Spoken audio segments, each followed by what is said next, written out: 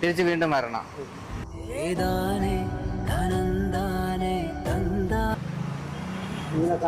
സന്തോഷം, സ്നേഹം, സ്നേഹം, സ്നേഹം.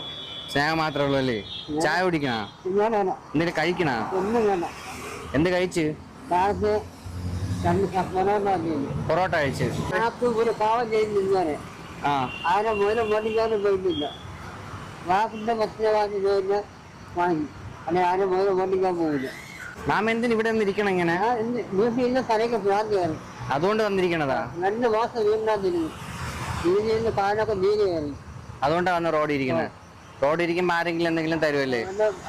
പല ആൾക്കാരെല്ലാം ഉണ്ടെങ്കിൽ തരും. തരും. അതപ്പോ അത് ആകുമ്പോ എന്തെങ്കിലും ചെലവൊക്കെ നടന്നു പോകും.